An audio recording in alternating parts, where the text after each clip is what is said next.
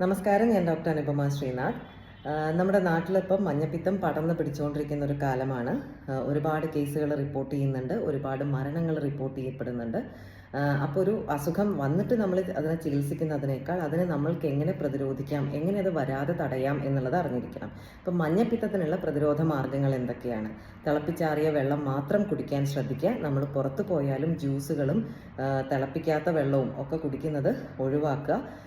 അത് mineral water ആണെങ്കിൽ പോലും നമുക്ക് വിശ്വസനീയമായ കമ്പനിയുടെ മിനറൽ വാട്ടർ ആണെങ്കിൽ മാത്രം അത് കുടിക്കാൻ ശ്രദ്ധിക്കുക. നമ്മൾക്ക് അത്ര നിർബന്ധമാണെങ്കിൽ ചായയോ കാപ്പിയോ കുടിക്കുക പുറത്ത് പോകുമ്പം. അതേപോലെ വീട്ടിലുള്ള വെള്ളം, കിണറിൽ നിന്ന് എടുക്കുന്ന വെള്ളം ആണെങ്കിൽ പോലും തിളപ്പിച്ചതിന് ശേഷം മാത്രമേ ആ വെള്ളം നമ്മൾ ഉപയോഗിക്കാൻ പാടുള്ളൂ. നമ്മളെ കിണറുകളും ഒക്കെ എപ്പോഴും ക്ലോറിനേറ്റ് ചെയ്തിട്ട് സൂക്ഷിക്കുക. പിന്നെ നമ്മൾ ആഹാരം കഴിക്കുന്നതിന് മുൻപും ശേഷവും അതേപോലെ ടോയ്ലറ്റിൽ പോയതിന് ശേഷവും ഒക്കെ കൈകൾ കൃത്യമായിട്ട് സോപ്പും വെള്ളവും ഉപയോഗിച്ചിട്ട് നന്നായിട്ട് കഴുകി വൃത്തിയാക്കിയിട്ട് സൂക്ഷിക്കുക. ഇത്രയും കാര്യങ്ങളാണ് നമ്മൾ മഞ്ഞപ്പിത്തത്തിനുള്ള പ്രതിരോധ മാർഗങ്ങൾ. ഇനി ചികിത്സയിലേക്ക് വരാം.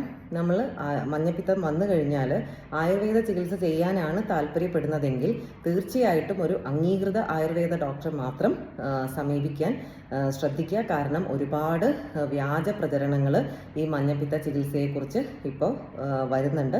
അതുകൊണ്ട് ഒരു അംഗീകൃത ആയുർവേദ ഡോക്ടറെ മാത്രം സമീപിച്ച് ആയുർവേദ ചികിത്സ താല്പര്യപ്പെടുന്നെങ്കിൽ അംഗീകൃതമായിട്ടുള്ള ആയുർവേദ ഡോക്ടറെ മാത്രം സമീപിക്കാൻ ശ്രദ്ധിക്കുക. Thank you.